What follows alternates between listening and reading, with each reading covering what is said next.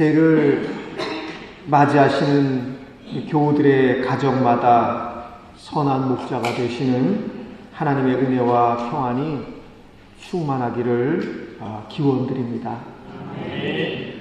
우리 모두에게 허락된 이 새로운 시간이 우리들에게 그냥 스쳐서 흘러가는 것이 아니라 하나님의 말씀과 은혜 안에서 더욱 곱게 무르익어가는 삶이 되기를 바랍니다. 나무의 열매가 무르익어 가는 것을 보면 그 나무의 열매는 따스한 햇빛만 받는 것이 아님을 우리가 볼 수 있습니다. 밝은 햇빛도 받을 때가 있지만 차갑고 어두운 밤을 지샐 때도 있습니다. 우리들의 피부에 와닿아서 정말 우리들을 회복시키고 건강하게 만드는 산들바람이 불어올 때도 있지만 할퀴듯이 사나운 바람이 우리 삶에 불어올 때도 있습니다. 그렇지만 그 모든 시간 속에서 나무의 열매는 조금씩 자라고 곱게 무르익어 갑니다. 우리 모두에게도 예수 그리스도의 부활의 생명에 참여해서 아름답게 무르익어 가는 그러한 복된 삶이 허락되어져 있습니다. 하지만 하나님께서 저와 여러분 우리들에게 허락하신 삶은 그저 모든 것이 안전하기만 한 비닐하우스와 같은 그러한 속에 갇혀져 있는 삶이 아니라 대지의 들판에 서 있는 나무와도 같은 삶입니다. 그래서 사람은 누구나 살면서 두 가지를 경험하게 되지요.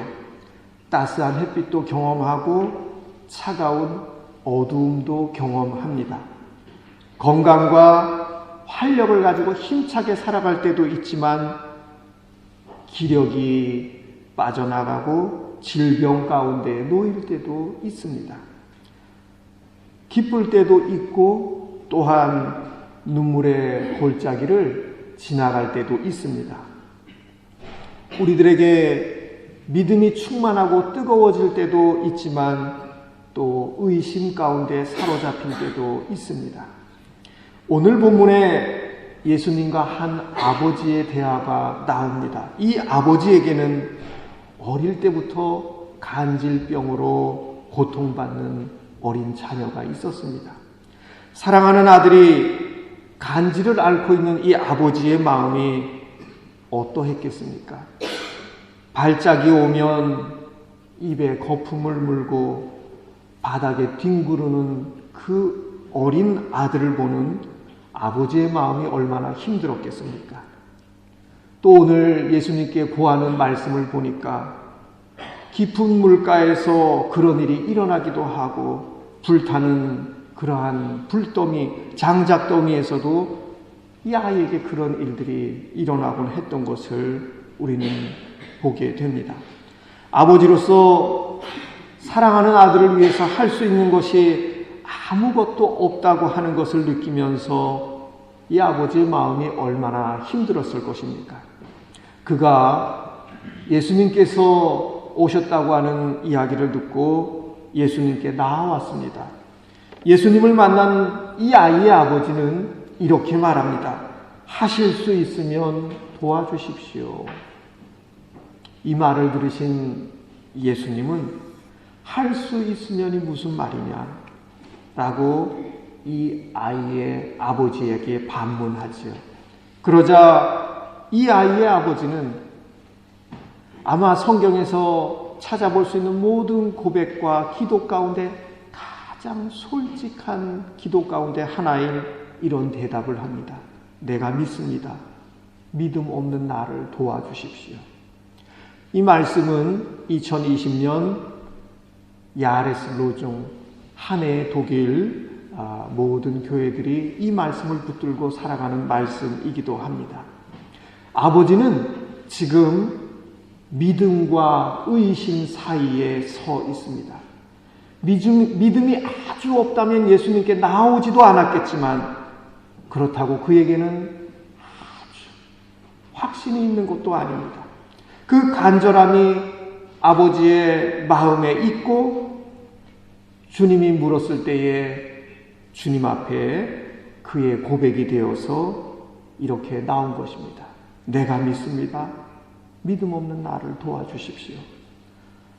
이 말씀을 통해서 우리는 세 가지를 함께 배우려고 합니다. 첫 번째는 믿음과 의심은 반대되는 것이 아니라고 하는 것입니다.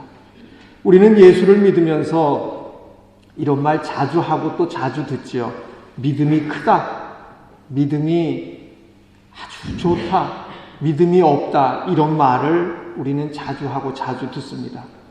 그러면 여러분, 우리 한번 이렇게 물어봅니다. 우리 믿음이 얼마나 커야 되는 것인가? 얼만큼 커야 예수님이 인정하시는 만큼의 믿음이 되는 것인가?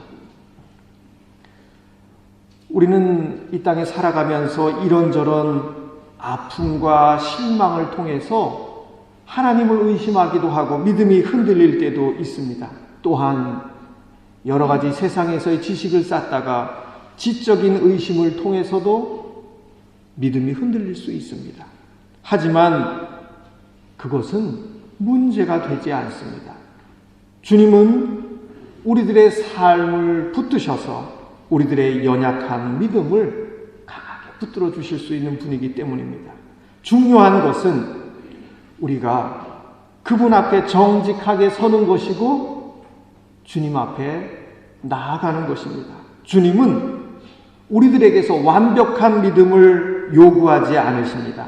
그분은 우리를 있는 그대로 받아들이신다고 하는 사실입니다.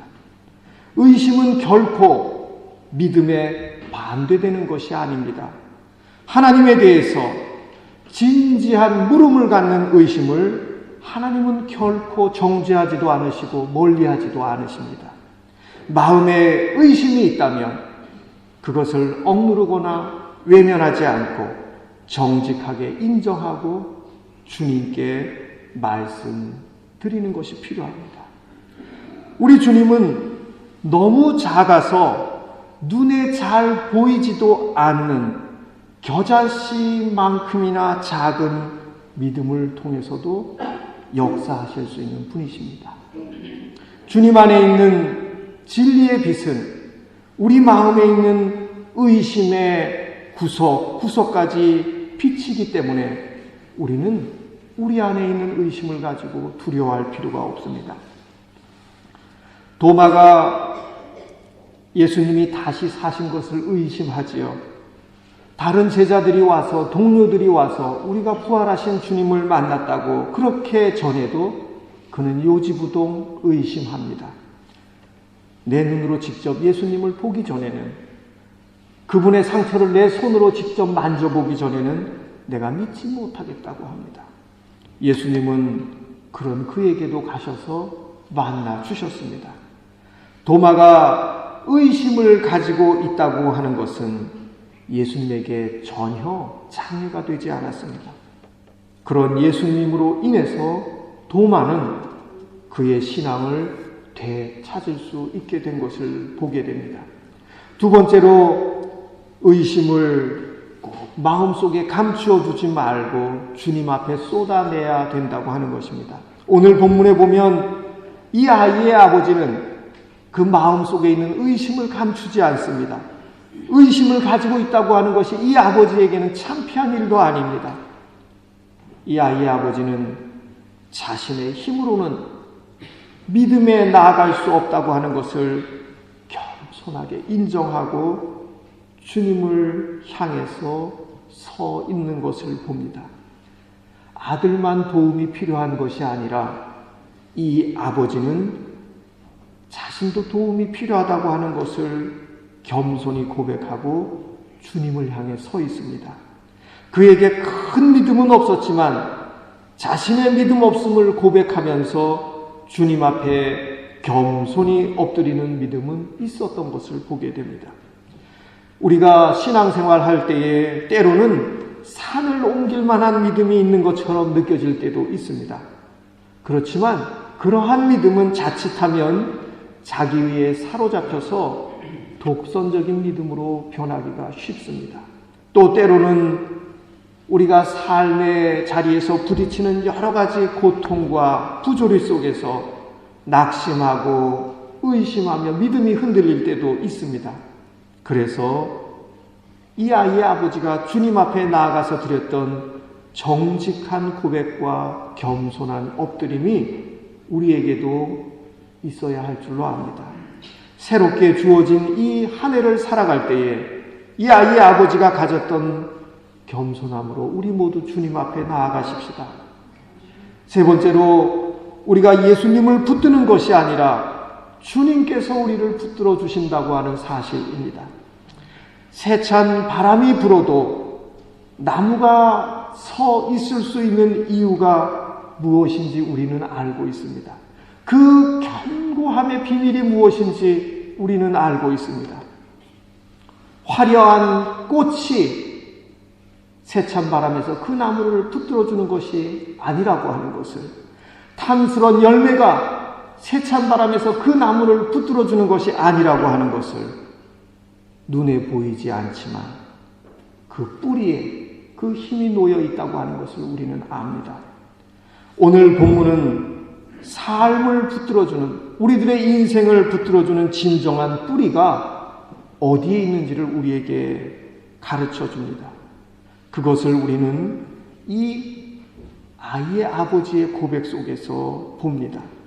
우리를 붙들어주는 것은, 우리의 삶을 든든하게 붙잡아주는 것은 결코 눈에 보이는 것이 아닙니다. 우리를 세찬 바람에서 넘어지지 않도록 붙들어주는 분은 주님이십니다.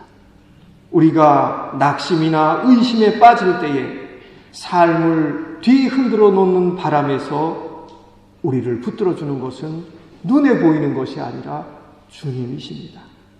더구나 예수님을 믿는다고 하는 것은 우리가 우리 힘으로 그분을 꼭 붙들어야 된다고 하는 것을 뜻하지 않습니다. 여러분, 우리가 우리 힘으로 그분을 붙들어야 한다면 우리는 모두 불안할 수밖에 없을 것입니다. 이런 높은 곳에서 어린아이가 부모의 손을 자기가 붙들어야만 한다면 그 아이는 불안할 수밖에 없을 것입니다. 그러나 아버지가 그 아이를 붙들고 있다면 그 아이는 두려워하지 않을 것입니다.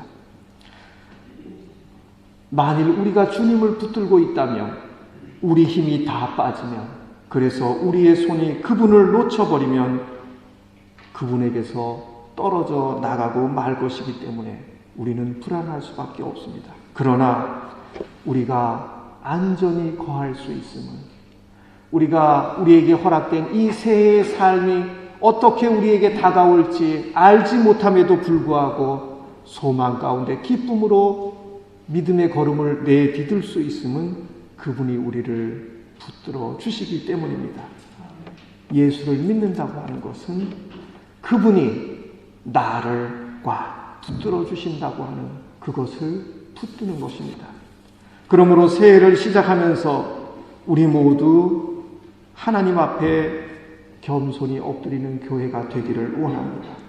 하나님 앞에 엎드림은 부활의 생명에 참여하여 아름답게 무르익어 가기 위해서도 꼭 필요합니다. 온 교회의 머리가 되시는 예수님도 엎드리셨습니다.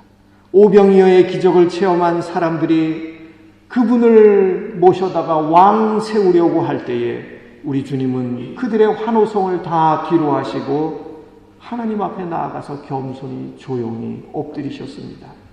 2020년에는 하나님 앞에 겸손히 엎드림으로 만물을 지으신 분께 경배를 올려드리는 우리 모두가 되기를 원합니다.